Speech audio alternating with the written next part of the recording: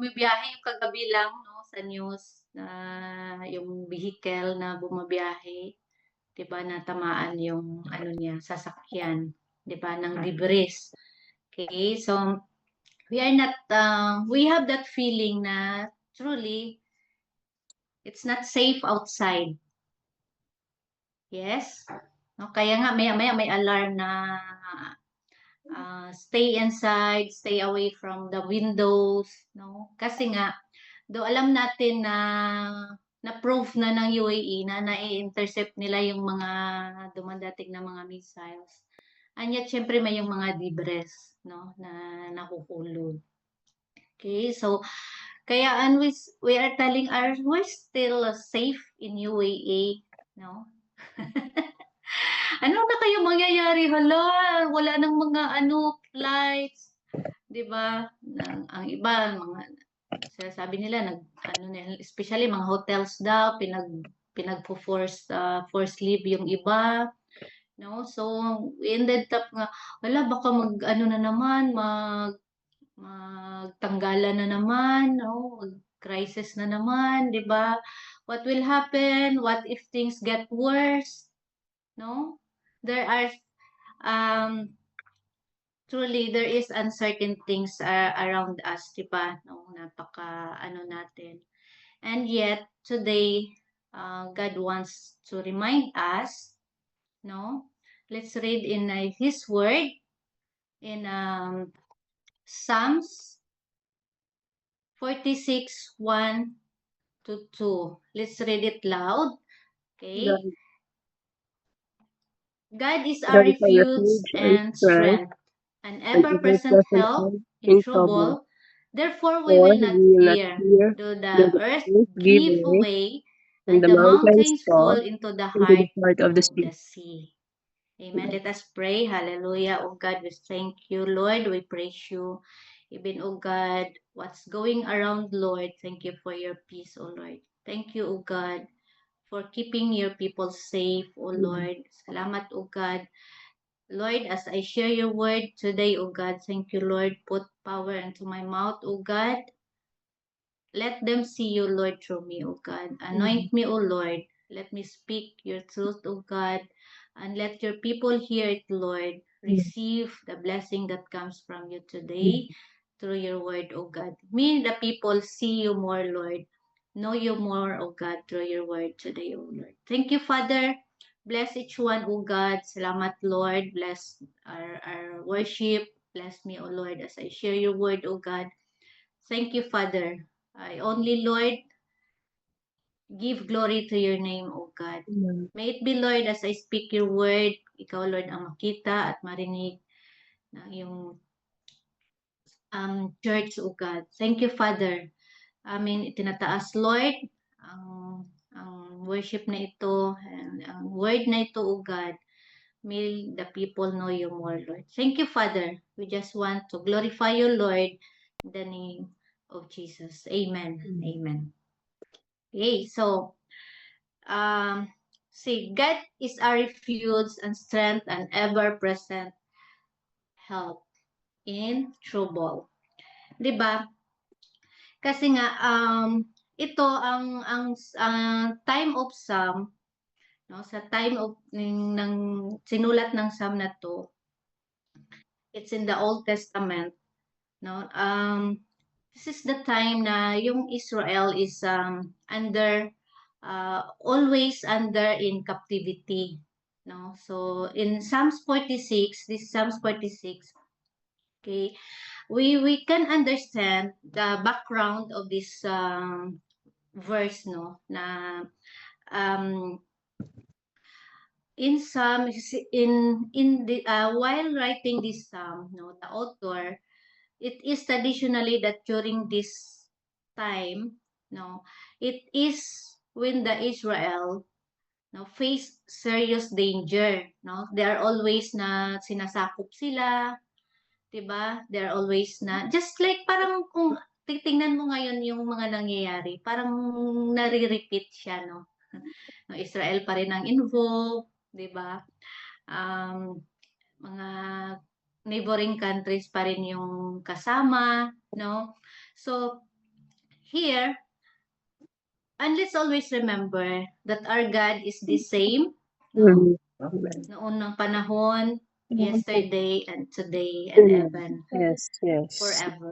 He is the same God. Mm. So the Lord wants to remind us today that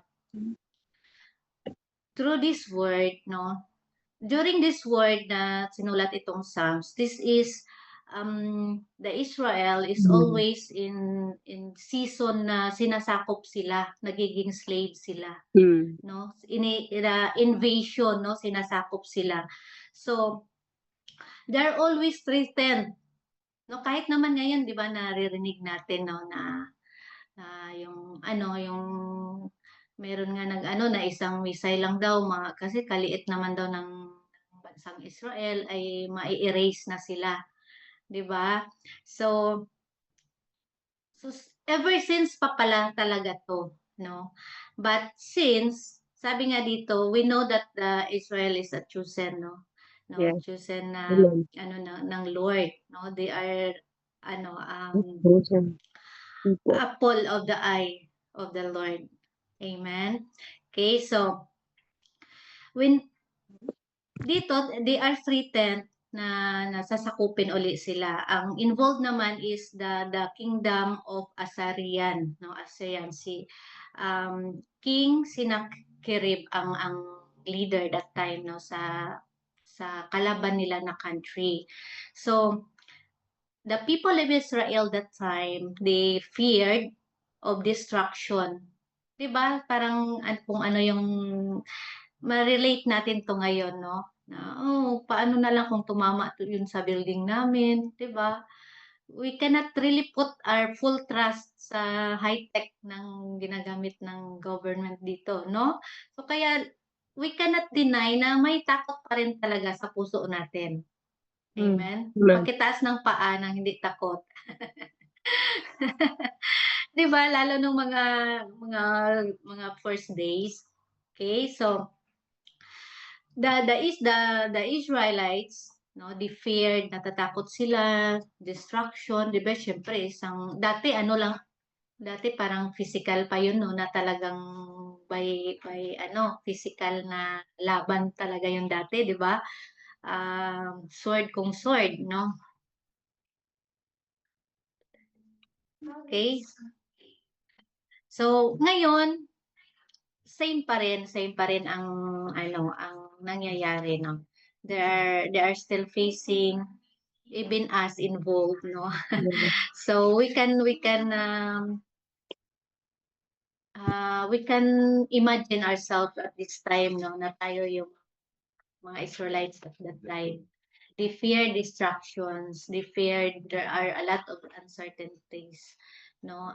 Ang pinaka-fear natin ngayon yung mawalan tayo ng work, no. O paano na lang, no. 'Di ba? Um, ang dami nating iniisip, no, that because of what's happening, there's a lot of mangyayari. Okay, so however, let's hear it from the Lord, no, what He did it before, and He is the same God that will do the same for us, His people, at this time. Amen. So, let's claim this promise, no? Sabi niya in Psalms 46. It only reflects the confidence, no, that God protects His people even when everything seems to collapse. Di ba parang recently, kahapon lang ba yun, yung President of UAE na they have released a statement na huwag kayong mag-alala, no? We protect our people, our residents. Di ba napaka ano? And then it was the past few days, they proved it because they are able to intercept thousands of missiles, drones. Diba? So they have proved it. So for us, listening to it, we somehow we feel comforted. Amen. We feel safe na they are able to do it for us.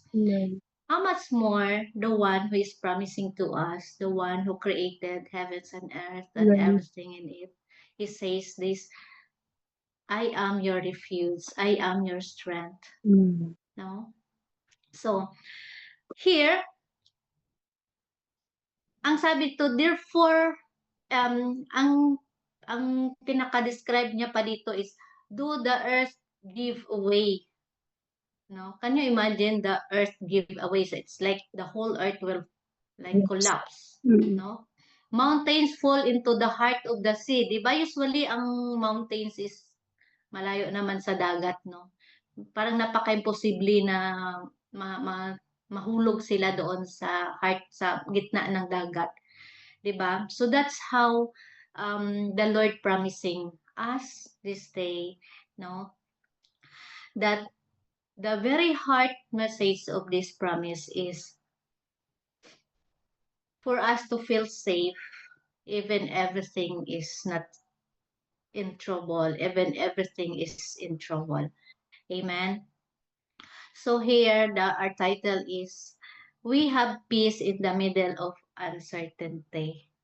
'Di ba? God is a refuge and strength and ever-present help in trouble. Because true, what's happening around is yung we have fear. No, kaya nga tayo hindi tayo nag-online, nag-physical kasi tatakot tayo baka mulugan tayo ng mga debris, 'di ba? Kasi yun nga ang warning, no. So it's not doesn't mean na we don't have faith na sige dapat lumabas. It's just we abide no what is in the instruction, and yet the Lord has provided us means to still worship Him. Amen. Okay, so God is always present to protect and strengthen His people. No matter how serious the situation becomes, His protection has not changed. Remember, itong Psalms sa Old Testament pa to, no? And still, grabe buhay ang Lord, buhay ang kanyang mga salita. Kasi even these days, no, we are experiencing similar situations. And if we look around, sobrang matatakot tayo, no? Kaya lang, the Lord, if we look at the Lord, no, how to His word, He is the same God who promised us, we will have that peace. Amen. We will have that peace in our heart. Okay, so while people are asking these questions, ano na ko yung mangyayari, no? Ala, baka ano, tapos gatungan pa ng ganitong bansa, magkagulo, ganun. Oh, ang dami na tayong prediction, no? Ang daming prediction, which is possible siya mangyayari, no? We cannot, that's why it's called uncertain. Kasi hindi natin alam anong magiging outcome nito, Yes. no? So, the Lord wants to remind us something very powerful, that there is peace in the middle of uncertainty. Yes. Amen. So the safest place in the world is not UAE. Amen. We feel safe, no? Sabi ng mga nasa social media, kasi napaka hypocrite daw ng mga kabayan sa UAE kasi kahit na minamissiles na daw tayo, sinasabi pa rin natin we are safe, we are protected, no, kaya ng government na i-intercept lahat, 'di ba? Which is not true. Talagang na-experience natin yung we are safe. Amen. But all the more, no, when we truly experience the peace that the Lord is offering to us and in these days. Amen. So the safest place is not the world, but it is in the presence of God. Amen. Amen. So there are people, no, example, we are in city, no, sabi nila safe, the safest, no, city, no, sabi nga nila Abu Dhabi daw eh.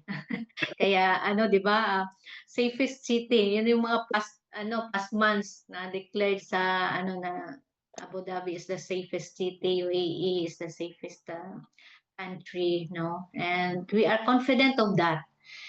But even though may ganyan ang nakikita natin around us, we know that they can do it, but still there is fear. No, there is still fear. We are anxious. Ano kaya ang mangyayari, 'di ba? Mga nakaraang araw, nagigising tayo ng madaling araw, no? Kasi hindi tayo pinapatulog ng alarm, no? Kasi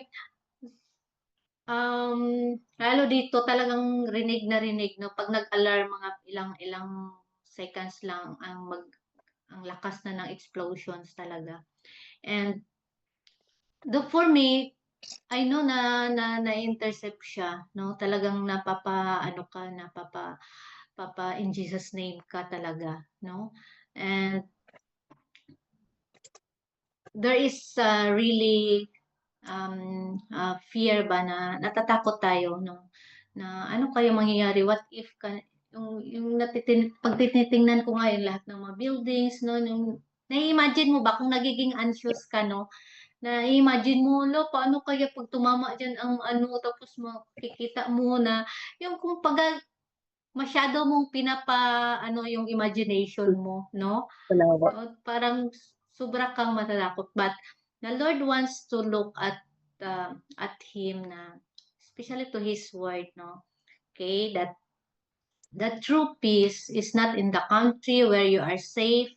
Because dahil meron naman natin sinasabi safest city, pero there is fear, no? Lalo at these days.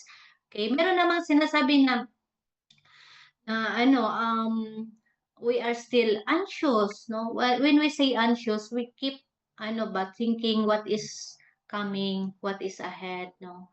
Especially if we can say that these things are uncertain, okay? And madalas ang response natin is nagwo-worry tayo, no? Especially if we have our family, no? Nung nakaraan nga, nung unang days pa lang, tapos nag-blackout na yung mga ibang banks, hindi nagpa-function. So sabi ko kay pastor, ay i-send mo na mag-send na tayo ng pera doon sa bangko mo baka mamaya hindi tayo makapadala sa mga bata, no? Sila lang doon, hindi sila makakain, 'di ba? Yung gano'n nung ko, so transfer namin yung pera doon sa account na pwede nilang ma-access, 'di ba? Kasi natakot tayo na baka mamaya, ang iniisip ko, hala baka mag-blackout lahat, tapos hindi tayo makapadala, yung mga bata doon hindi siyempre yung dami nating worries, which is sometimes pwede rin naman nating mag-isip, no? It is a wisdom din na we have to listen kung pwede nating gawin, no? Na pwede pa nating gawin, no? So, yun nga, madami natin iniisip, no? Sabi ko, iniisip ko, hala, yung mga bata doon, yung dalawa, total, andito tayo. Pero, bagay siguro, kung kaya naman na nila ang sarili na, malalaki naman na sila. Yung mga ganun, ang dami nating iniisip, anxious tayo, kasi nga, we don't know what will happen, no?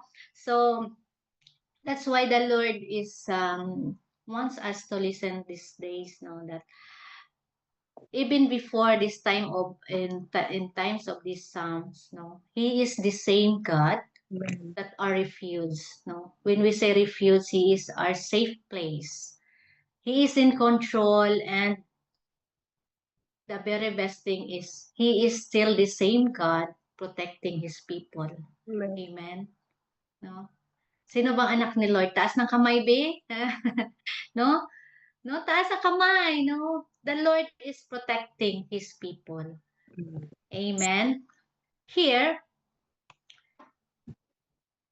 God is our safe place. In Psalms 91, 1-2, it says, whoever dwells in the shelter of the Most High will rest in the shadow of the Almighty.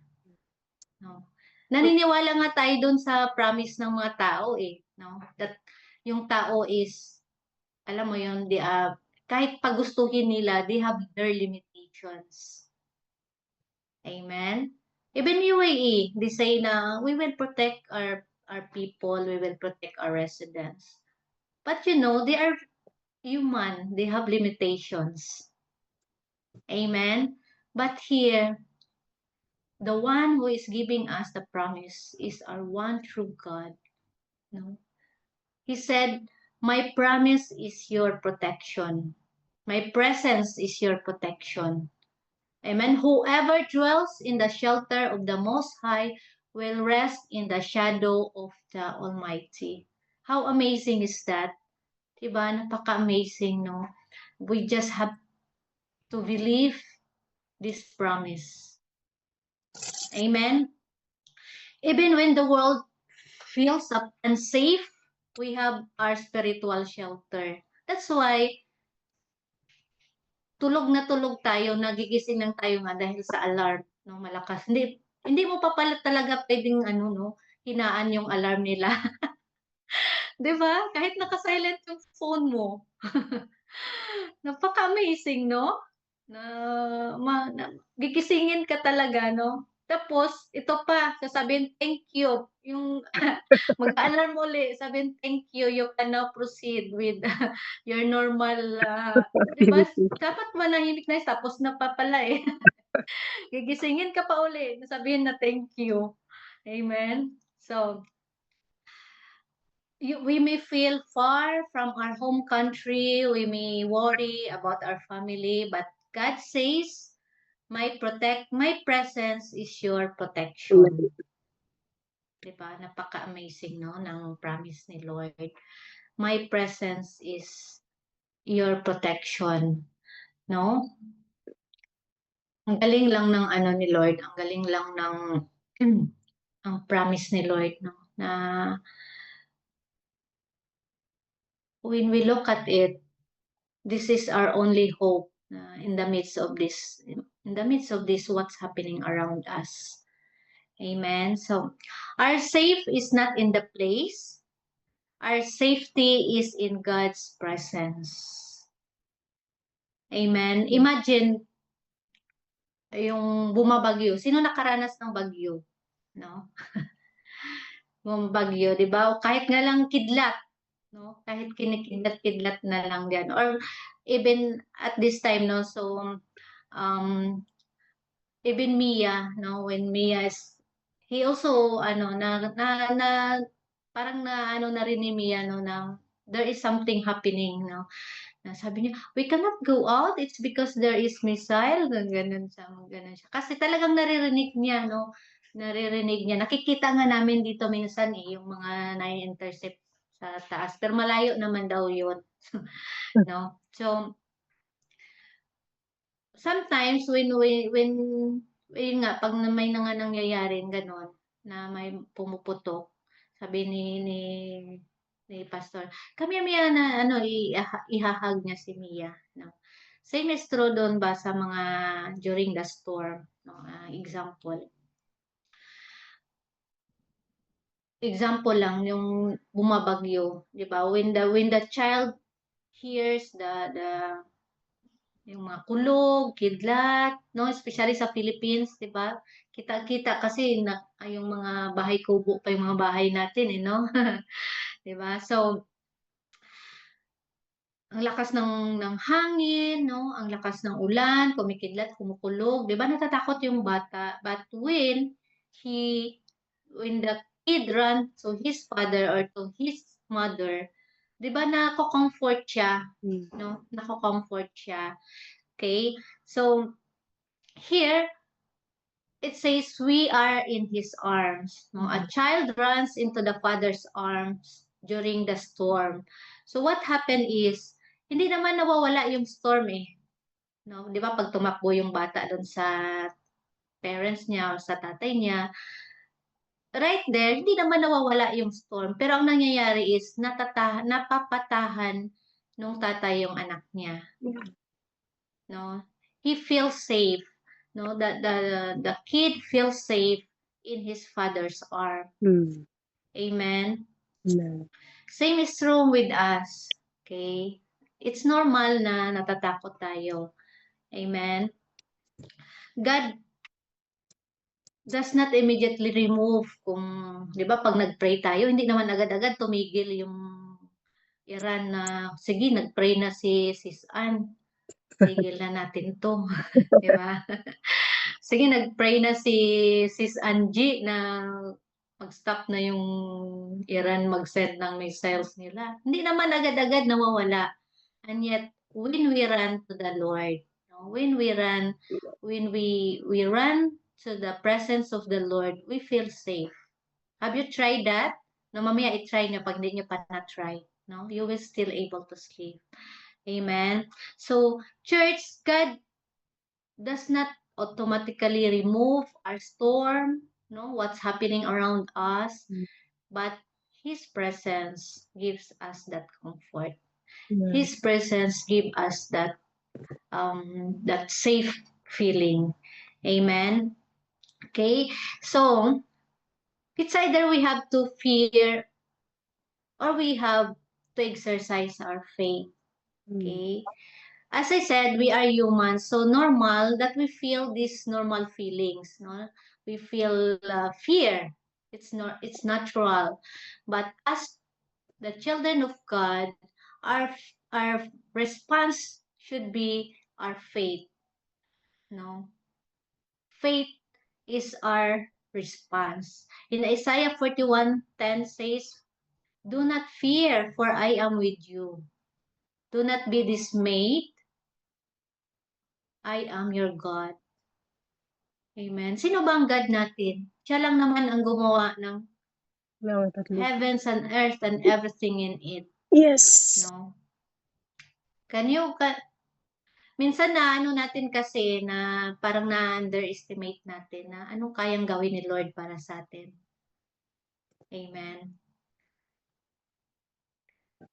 This promise, no, na sabi ni Lord, do not fear, I am with you.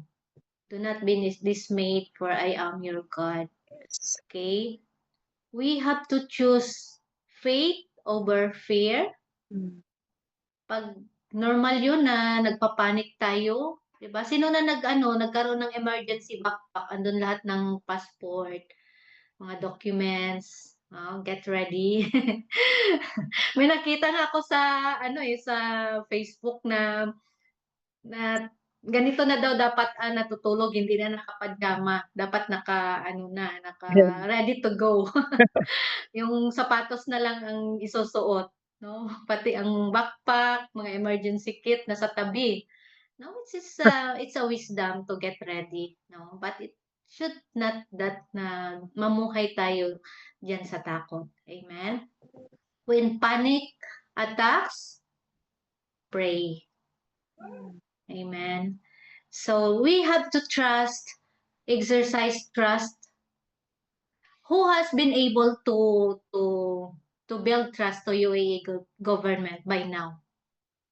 Diba? Parang tayo lahat, no, na, I trust the UAE government. They are able to intercept thousands of missiles already. So, kaya, at this time, kung may naririnig tayong kalabog, sabi natin, kaya ng UAE yan, kaya ng government, kaya ng air defense nila yan. Diba? Somehow we develop trust to the UAE government because of what they have proven these past days. Amen. Si Lord ba, ano na ba proof ni Lord sa atin? All your life, ako 45 years old na ako, no? Dami ko nang napagdaanan dyan kay Lord. No? And I have developed that trust to the Lord na nalagpasan naman eh. So, why not? Ngayon pa ba tayo iiwan ni Lord? Amen. So, we have developed that trust to the Lord. Amen. So, especially this time, this is the perfect opportunity for us to develop our trust in the Lord. Amen. So, instead of sabi nga dito, instead of spreading, no, imbes na magkalat tayo ng takot, we spread faith and prayer. No, pag may nagsabi sa iyo, may pupuka na naman. Sabi, pray lang po tayo. No? Hindi na yung, oo nga, ikaw rin. Parang wala ka ring Lord, no? Na, kasi kagatungan mo rin yung mga unbelievers na sa'yo, di ba? Sabi mo, WhatsApp sila. No? Hala, nagpisa na naman. Sabi mo, oo nga. Di ba? Di ba? Parang minsan nadadala rin tayo, no, sa sitwasyon, and yun nga, at this time, the Lord wants to remind us, pray, no? Wala naman posible kay Lord. Nandyan tayo sa presensya ni Lord. Amen. Pero if ever man na, yun nga, kailangan maging ready tayo kasi there's only one way na bumalik kay Lord, di ba? No? Kaya tayo nga Christian, sabi nga it's either na to live, no? Or to die, no? Do it for Christ. Kasi kung it's just ano ba? There's a party in heaven. Sabi nga ni Mia, sabi niya, what we will do when we go to heaven? Sabi pa nga niya, sabi nga yung mga bata ngayon, no? Tinatanong pa niya kung magkikita ba daw kami sa heaven.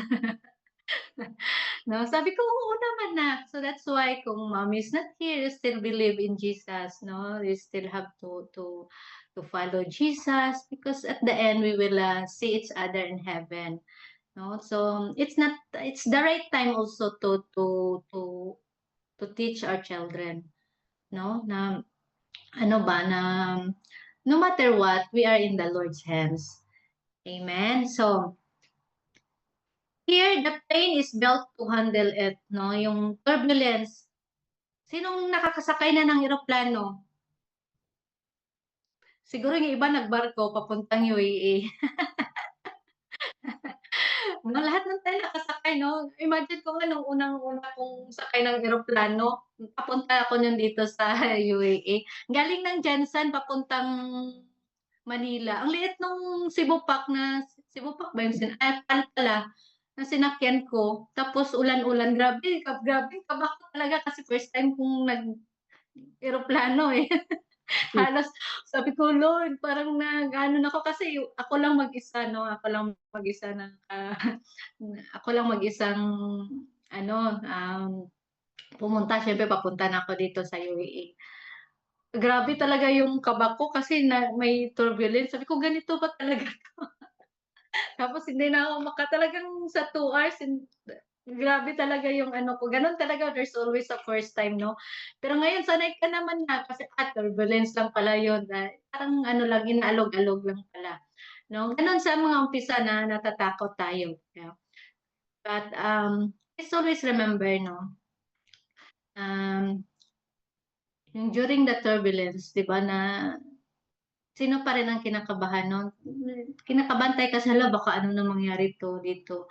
Talagang, and at this time, no, pag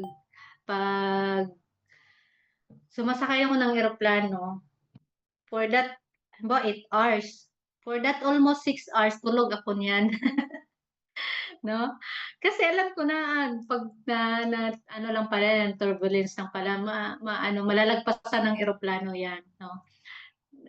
Um, alam natin kasi na the airplane was built, no, na malalagpasan niya yung mga turbulence, mga alog-alog na yan, 'di ba? So your faith was designed to survive the shaking too, no? May shaking man tayo ngayon sa situations natin, hindi lang itong nangyayari around us. May it be in our personal life, in our family, in our relationship, in our financial, no? The Lord has given you that faith for you to survive the turbulence you are going through. Amen.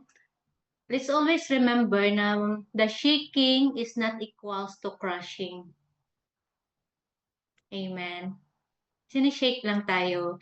You are not going down, you are simply passing through turbulence. This is an encouragement for all of us. Ano man yung mga challenges natin kinakaharap ngayon, no? It's just like a turbulence. And napakaganda lang is the Lord has equipped us this faith para malagpasan natin yan, no? And always remember that God is in control of that flight, no? Ano man yung challenge natin, ano man yung pinagdadaanan natin ngayon sa buhay natin, the Lord is in control. Minsan, yung mga pinagdadaanan natin, kagagawan natin, no? Pero kagandahan ng kay Lord kasi hindi niya tayo yung matahin talaga, "Kasi kasalanan mo 'yan," gano'n. Hindi tayo ginaganon ni Lord 'no, and it is loving kindness ba still talagang He is accepting us 'no, no matter what yung mga pagkakamali natin. And if we are humble enough out of those mistakes, He is able, no, to make a testimony out of that. Amen? Okay, so you are here on purpose. Nasa UAE tayo. Gusto niyo na bang umuwi? Bakit? Tapos na ba yung ano niyo? Tapos na ba yung mission niyo dito? No? Baka hindi. Siyempre, pag hindi pa, the Lord will not allow you to go home kasi walang flight ngayon. No, walang flight. You are here on purpose. Acts 17:26, sabi diyan, God determined the times set for them and the exact places where they should live. This is, nasa Sharjah ka, nasa Riga, Murakabat, saan pa, nasa UAE, no? Anong street ka dyan? Naka-bed space ka man ngayon, partition, naka-room, studio, no? The Lord truly put you in that place because He has a purpose for you. Amen. Let your life reflect trust in uncertain times. No? Hindi lang yun na we are the light of the Lord here, no, at this time. No? Gagamitin tayo ng Lord sa mga panahong ito, no? To let the people that He is in control of these things. Amen. You are not in UAE by accident. Amen. Aba, hindi naman talaga accident. Kung accident ba, hindi simpleng nahulog ka lang dito, no? Pero hindi, no? The Lord has allowed you to pass immigration pa lang, di ba? Nalagpasan mo yun. So, you are here in UAE. Otherwise, kung hindi ni will ni Lord yun, na andito ka ngayon, na ano ka na offload ka na noon pa, 'di ba? Pero nagpe-pray tayo na wag tayo ma-offload. So the Lord has allowed you to be here because you have a purpose. Amen. God placed you here for a reason. Even in uncertain seasons, God can use us. Mm. Amen. God can use us to encourage others, to pray, no, sa mga kasama natin diyan na not yet a believer, no, to show faith in difficult times. This is a perfect time actually to preach the gospel. Amen. To let the people know that there is one God who is in control of these things. Amen. So, especially to pray for our nation, for our leaders. No, sabi nga dito sa 1 Timothy 2:1-2, the Bible calls us to pray for our nations and leaders. No? Hindi lang yung basta lang tayo inasa natin sa UAE kung ano man yung pinagagawa nila ngayon. We are also ought to pray. Amen. And all the more it is our purpose to show calmness, no, in the midst of these things. Amen. Bakit? Sabi nila, bakit ang kalma-kalma mo lang? Bakit you are still at peace? We can say that time that it's because I have God who is in control of these things. Amen. Okay, so He did not bring us this far to abandon us. Amen. Sa mga naghahanap pa ng work, no? Sa mga, kasi alam mo sa life natin, parang ang dami kasi natin gustong maabot no? Especially if we have children, we have kids, we want to give best to them. Kaya tayo mga parents, whatever is available na pwede naman natin gawin to have a good life, to provide for them, we are doing it. Amen. But that's what makes us frustrated sometimes. No, when we do most of the work and yet forget to trust the Lord. sa kanyang mga provisions. Amen? So, always be reminded that He did not bring us this far to abandon us. No? Kaya nga, sinasabi ko sa mga bata, no? Sabi ko, aba, hindi namin kayo inalagaan until this day, para lang pabayaan ko kayo kung ano yung gusto nyo ngayon. 'Di ba na ikapapahamak nila, no, na hindi na sila makikinig, 'di ba? Kasi kung if you only have allowed it nga mapahamak sila, di dapat pinabayaan na natin sila noon pa, no? No, same is true kay Lord. Hindi tayo pinoproteksyonan ni Lord. He has not, hindi niya tayo pinakain. He has not paid our bills. He has not paid our mga kailangan natin, no? He has not allowed to survive us para lang at this time i-abandon niya tayo. Ang dami na niyang investment, 'di ba sa isang ano natin, especially sa relationship, no? If you have invested so much, hindi mo rin basta maiwan, no? Kasi na-invest mo na eh. 'Di ba? Sakto? Sa business, hindi mo rin basta-bastang i-let go if you have invested a lot already. Same kay Lord, aba ang dami na na-invest ni Lord sa'yo, oh. Kaya hindi ka niya basta-bastang iiwan at this time. Amen. The Lord has invested so much to us. Una-una, He has given His only Son. Diba? Ikaw, kaya mo ba ibigay yung anak mo para sa ibang tao? Hindi, no? But the Lord has not spared His only Son for us, to redeem us. Amen. He is the same God who brought you here that will protect you.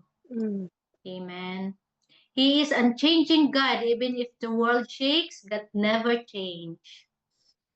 Amazing lang tong mga ni Lord, no, but it really needs faith to believe in this.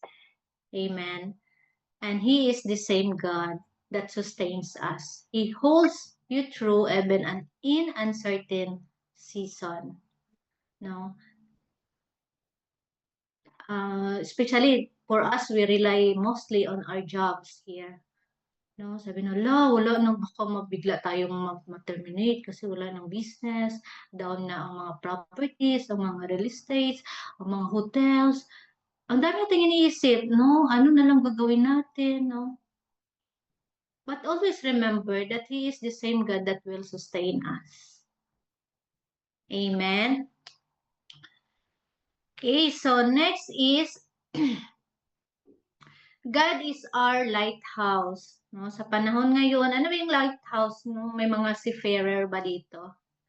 May mga mangingisda. No?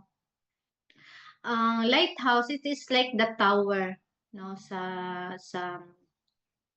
baybay, no? Sa baybayin. No, na may mga, yun yung guide ng mga nasa barko, di ba? We know that there is a lighthouse, but having a lighthouse there doesn't stop the storm, right? It doesn't stop the yung barko para lumayag, para i-accomplish niya yung purpose niya kung saan siya pupunta. But instead, sa panahon na bagyo, panahon na naliligaw, 'di ba? Yung purpose ng lighthouse is yun yung magiging guide, no, ng mga barko, ng mga mangingisda kung saan sila pabalik. Amen. Kasi ang dagat, 'di ba, sobrang lawak, no? When you are afar, it's like grabe yung yung parang purong tubig na lang. I have not tried yet actually na sumakay ng barko na talagang tubig lang yung makikita mo, no? That's one of my life goals, to magsumakay ng barko na malaki. Amen. And this lighthouse gives direction, no? In the storm or in the midst, if you are still in the midst ng yung paglalayag ngayon sa life mo, no? let's always acknowledge that there is a lighthouse. No? Even everything feels dark, God's words guides us safely home. Yun yung magiging ano natin. Maging parang, ano ba, guide natin, no? Na kung saan tayo pabalik. 'Di ba? Hindi yung babalik na rin yung damit pag naliligaw. Alam niyo ba yon? Naliligaw ako, balik na rin daw yung damit para alam mo yung daan pabalik. Pag mga naliligaw tayo, yung mga minsan naliligaw yung landas natin, no, na ano tayo diyon sa landas natin diyan kay Lord. O, hindi baliktarin, ang solusyon hindi baliktarin ang damit, ha? Ang solusyon ay bumalik sa word ni Lord. Amen. No, that serves our lighthouse, no, na yun yung mag-guide sa atin pabalik diyan sa Lord. Amen. So, ships in the ocean face many dangers. There are storms, darkness, rocks. Same is true sa buhay natin. We may experience storms. There might be darkness. There might be rocks, turbulence, no? But along coastline, there are lighthouses. The lighthouses does not stop the storm, but it gives direction. Amen. So, church, God wants us to be reminded again that being in the Lord doesn't always equates na wala na tayong mga storm. But He always give lights. He always be our lighthouse. No? So, ito, I just want you to follow after me with this. No? Let's declare this. No? Kapag ang mundo nagiging magulo, mas nagiging malinaw kung sino ang Diyos ko. Amen. Hindi ko kontrolado ang balita, pero kontrolado ko kung kanino ako magtitiwala. Amen. Praise the Lord. No? Kapag ang mundo, no, sobrang, ay, alam natin, magulo naman talaga, di ba? Pero alam natin, kanino tayo magtitiwala. Amen. We put our trust, we believe in UAE of their capabilities.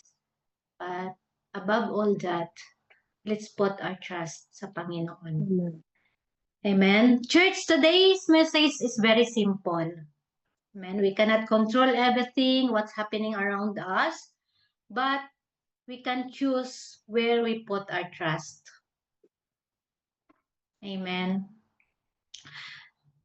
Some of us today, or lahat nga tayo, no, natatakot.